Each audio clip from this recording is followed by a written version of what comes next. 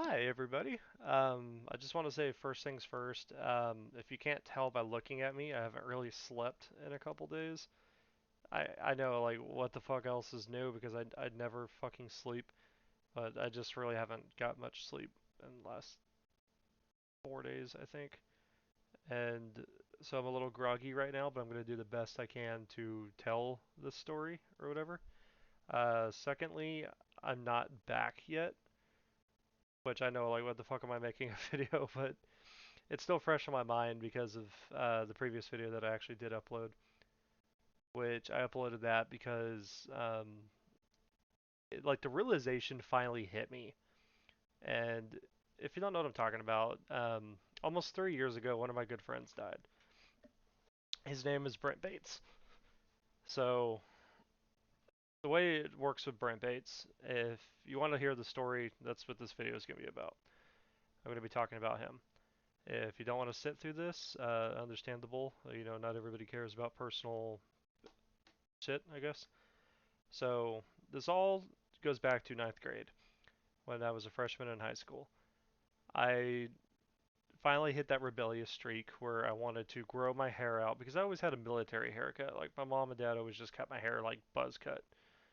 And I wanted to actually grow my hair out and dye it black and wear black clothing and shit like that. So that's what I did. I started wearing like the really edgy black shit, which you know it's funny enough I never actually really grew out of it. But I grew my hair out down to my nipple. I started learning how to play bass guitar. I was having a good time with this. And my hair got long enough where I would start wearing it in a ponytail. But it was just the back of it was longer than the front, I guess, so I had the bangs hang down. And this is where I met this dude. His name was Brent Bates. So him and his little group of friends used to call me a poser because one of their friends had a ponytail too, as if they were the first person to ever have that concept. You know, what? You have hair? You can put it up in a ponytail? You're copying me? You must be a fucking poser, right? You must not actually like real things. You must just follow other people's ideology. I don't know. I'm fucking tired. I ramble when I'm tired. So now you know why I ramble on my videos. Um, so he used to like try to be a bully, but like I never considered myself bullied because I can't take anybody serious when they would try to like talk shit. So I would just be like, oh okay, cool. Um, he started dating one of my friends who was actually a good friend of mine since we were 5 years old. This is how long I've known this girl. And he was telling her like, "Oh, you can't talk to Justin, you can't hang out with Justin," and it just became this whole big issue between me and him over that. See, Brent used to want to be in the military. That was his whole thing. He used to wear camouflage to school like every day. He would like try to do that at me whenever we passed each other in the hallways. I would just be like, "What?" I never took the dude serious. Now, clearly, he was a lot bigger than me. He was older than me. Puberty hit him way faster than it hit me. So I have no doubts during that time period that he could have beat me up, but he just never did.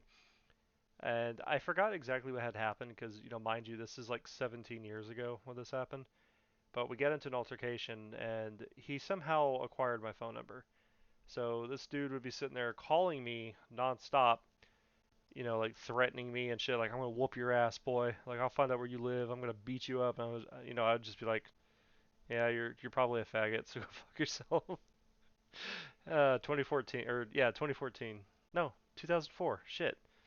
What year is it? 2004 was a wonderful time, right? But here's the funny thing about it. This is how we actually became friends. While he was calling me trying to threaten me, I never answered the phone, so I'd just be like, dude, I don't got time for this. So he called me three specific times, and my voicemail at the time, if you've ever watched Seinfeld, it was the believe it or not, George isn't at home. Except instead of George, it was Justin isn't at home. I guess he's never seen Seinfeld. So he called me, threatened me with this long ass fucking thing, and then he called me back like immediately a second time to half threaten me and half kind of just like, that's kind of a cool ringtone or voicemail you got. And then by the third time he called me, he was just kind of like humming it and as the voice call or whatever. Like he didn't threaten me the third time. He was just kind of like da na na na na da da da na na na. And then he was just like, you know what, dude, you're kind of cool. Like I fuck with you. And I was like, cool. So we actually became friends. Now take it we weren't like the best of friends, and even that's still prevalent to all the way up until he died. Like we weren't like the best of friends. I'm not gonna say like, oh, we were super mega best friends. We hung out every day. Like that. That's not at all how this all went. But we were actually pretty good friends. We did talk on the regular. Every time he visited Paris, which is the city I grew up in, Paris, Texas. Um, well, here's the thing. Like he was gonna go join the military, and he ended up just wanting to become a professional bum, a professional hobo. Now, if you've ever kept up with my videos before, I absolutely hate homeless people. I don't have any sympathy for them, or I don't pity them. I just want them gone. And I think Brent was the only person I actually did not mind being homeless because he had the ability to get a job as if, like everyone else, but he did this shit as a job, and this was his job was to be homeless. If it doesn't make any sense to you, you might want to look into panhandling. So he decided to not join the military and want to become a professional bum and just travel the fucking country. And I always thought that was the coolest shit because I'm from California. I'm from LA. I lived in bumfuck nowhere, Texas, with like the most redneck, racist, stupid fucking people you can imagine. And I always knew that I came from a greater place, even though California is a shithole now. But I always knew that I was from something better than what I was in now. And I was very, I wouldn't say envious, but I was just kind of like, I admire the fact that you can freedomly, willingly do this, and I could never bring myself to do something like that. Because whenever I have a job, my job is like the most absolute thing for me, I guess. You know what I mean? Like, I can't just quit my job. So, Brent was a train hopper. He would just like hop on these trains. He would travel all over, meet all these interesting people. He would tell me about it whenever he came back to Paris. So, he ended up. He came in one time because he used to date this girl named Kara Sampson, and Kara was my roommate. And like he would just come over and like they used to date, but I guess they weren't dating at that time period, and she couldn't get him to leave, so he would just pal around with me. That's how we started becoming really good friends because we would just hang out. And he was just a cool dude. It just the problem with Brent though is he never knew when to leave. That was his thing. He never knew when like, hey, I'm over welcoming my stay. I should probably get out of your hair. He never did that. So fast forward a little bit into the future, I was living with these lesbians, right? And I don't remember how he came over. I think he hit me up on Facebook or called me or something, but he came over and this dude would not leave for like 3 weeks. So it got to the point where I was just like, I can't be a dick to him and kick him out because he's one of my friends, but I want him to leave. So I'm just kind of like, hey, Nicole, you want to kind of help me out here? And Nicole's like, I'm afraid to do it. So Brent got really weird where he would always want to just be high or drunk. That was his thing. So I didn't want him to take a shower at my house anymore and use more water or eat or food or drink or liquids or anything like that. So my friend Singleton brings over like a jug of wine and I guess some alcohol, like other alcohol. And all he did was smoke Nicole and Lacey's weed, who were my lesbian roommates. He would smoke all of their weed and he would just drink the wine, and he did that for like 6 days without eating. So I came from I know it sounds horrible, but like you gotta understand, he was basically like half a squatter. Like whenever he wasn't traveling, this is what he would do. And I'm not exactly the nicest person, but I'm very tolerant to what kind of bullshit I'll put up with. So I came home from work one day and he's just drunk and high off of his ass. Like I've never seen somebody this fucked up. He's just in a corner just like do like that. And I was just like, what the fuck? Um, Brent used to play in like a couple different bands. He was the lead singer, funny enough. He was a really good metal vocalist too. Like he would just read shit whenever we went driving. Or like speed limits 35 miles per hour. Like I can't do it because I'm tone deaf as fuck and I sound like chalkboard with nails or whatever. But he had a good voice whenever he sung. So it was very entertaining just to have him be like red light go or just like Evergreen Truck Company or I don't know. But it was it was funny. It was kind of cool to hang out with him. And one day he came over and he wanted to introduce us to the Wigwam, which is this very. I always thought this was one of the coolest things about Paris, Texas, because there ain't shit cool in Paris, Texas. But I always thought the wigwam was one of the cooler things because we had a hiking trail, and if you went off trail in the right spot between some rocks that were laid conveniently on the side of the road and go, navigate through some trees, no trail on this part, mind you, you have to navigate. You would get to a wigwam, which is like a collection of sticks making a house. And I always thought, like, what the fuck? That's fucking cool as shit. I've never seen that before. I mean, sure, if you're watching this, you've probably seen a wigwam or you've heard about it at least, maybe. I don't really know. But I thought it was really cool that he had a wigwam. And, like, he just lit up a story, or I'm sorry, he lit up a fire, smoked a shit ton of weed, and he was just telling all of us, like me, Singleton, and Nicole, like, the story of how the universe was created. Now, a lot of it didn't make any sense because the man was stoned off his ass, but it was like this most intelligent shit I've ever heard in my life. And I knew that like something was like he was a smart guy, he really was. It was just I don't know how to describe it. I can't replicate what he told me. This is like a decade ago. Yeah, like quite literally this was a decade ago that this happened. But I will never forget that night because it was just us sitting around a fire. The sky is as star-filled as it can be. It was almost romantic if it would have been a date with a chick. And we got this dude that used to try to be like my bully slash rival in high school. I say bully very lightly because come on, it's me. But he's just telling us like how the Big Bang happened, how the world is just an ocean of thoughts and ideas, and we're just like traveling through portals and shit, otherworld dimensions, intergalactic elves, just shit like that. And it sounded very intelligent. Like I know a lot of it's just probably the fucking weed burning his brain out. But I don't know. Just the way he did it, you really wanted to listen to the man. It was very interesting. It's probably some of the most interesting shit I've ever heard outside of like maybe Chris Chan, because I think Chris Chan's super fucking interesting. Um, I remember he stayed the night one night, and we went outside. I was supposed to go to bed like super fucking early because I had to work early, and I ended up calling into work because he just wanted to talk the whole fucking time without smoking weed too. So this man was getting personal. So we were just talking about his past relationships, and I'm pretty sure a lot of that actually led up to him doing the things that he did. Where I'm pretty sure it was just like he got his heart broken or something, and he just wanted to get away and just go be free. And that's the mindset I've always looked at it. I always said that Brent had shit figured out because he was essentially the man was free. He wasn't bound to anything. The only thing that I would say that he was a slave to was his fucking tablet or his cell phone. I forgot which. He had a big phone, so maybe it was a tablet. But that was the only thing this man owned was the clothes he was wearing, which were filthy because he's a train hopper, his cell phone, and he had a ukulele. And this man made more money playing that fucking ukulele on the side of a street than I did in weeks of working. And it was like, it was very upsetting to me. So he knew I had a YouTube channel. He knew I made videos before. And he was telling me he wanted me to help him make the series called The Hobo Chronicles.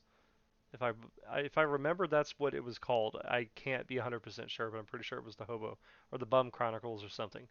Again, this is like a decade ago when all this started happening.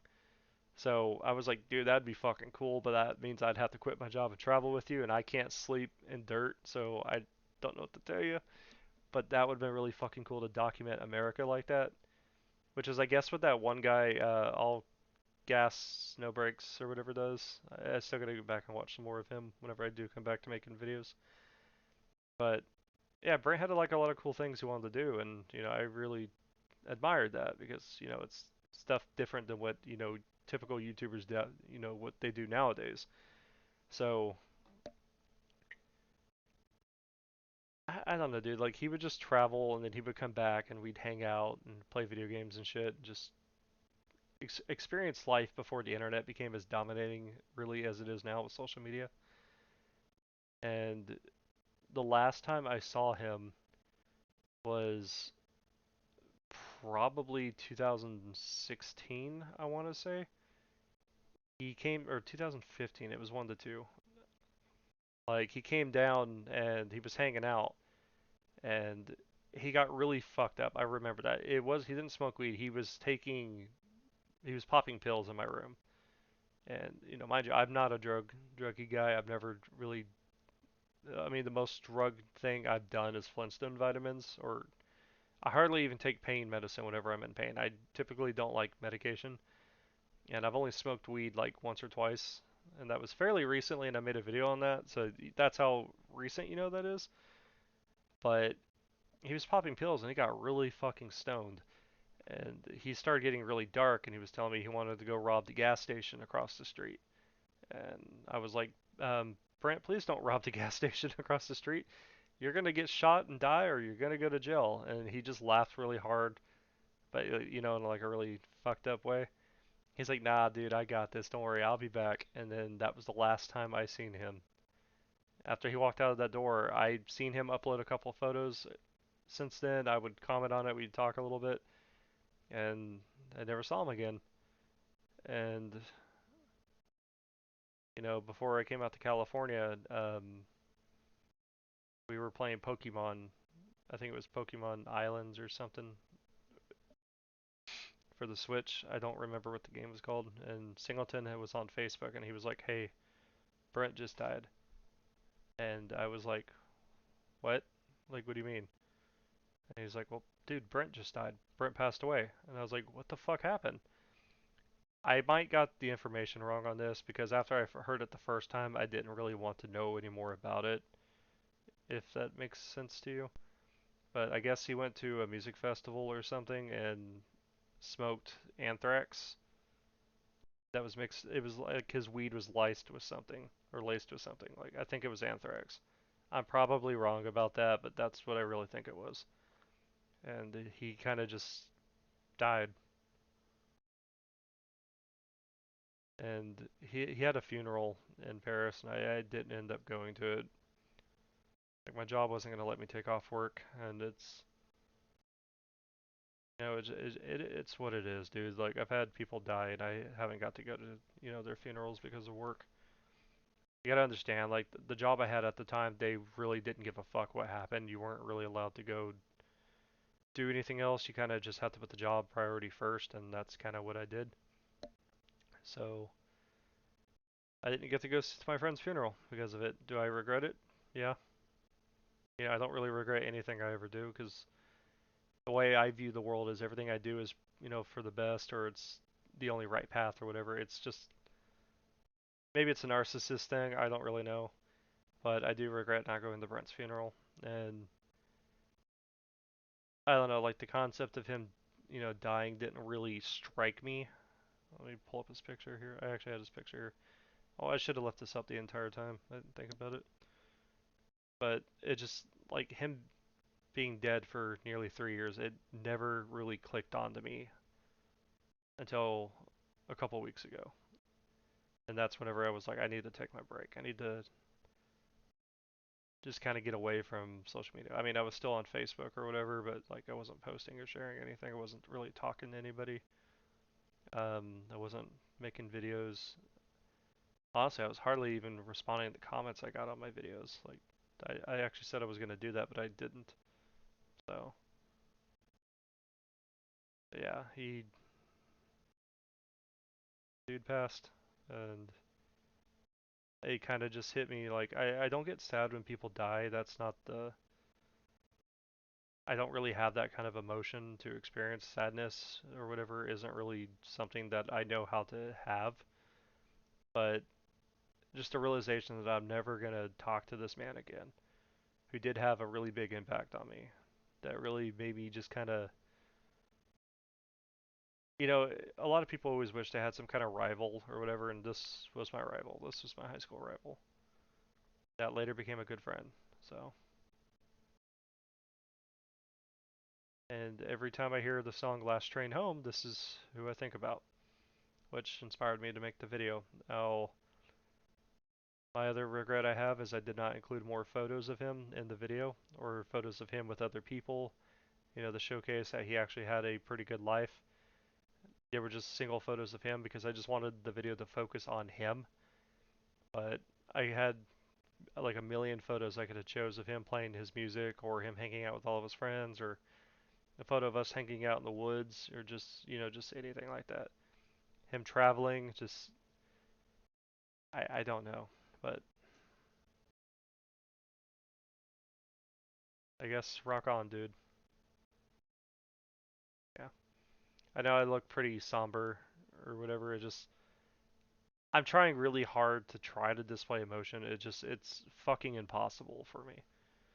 I don't really know if this is even how people do it, you know? Like I know it's gonna make somebody like think like I'm the worst fucking person in the world or whatever, and I get that. I get people saying that shit to me like on a near daily basis, but people like me, we just it doesn't click with us, you know? Like death isn't something I think about. I don't ever think about like how much longer I have left to live. I don't think about like how long someone else has to live. Like it's not something I ever consider. Like my best friend, that's like his biggest fear or whatever is he's gonna die one day, and I'm just kind of like, yeah, we're all gonna fucking die, bro. But I don't think about dying. Like I don't think about growing old or anything like that. Like, and if I do, I just like, all right, I'm 30 now, so I have to live an entire life that I've just lived now just to reach 60, and that's still fairly middle ground right there because a lot of people live to be 100. So I got at least this two more times if I play my cards right. And that's just how I think about it.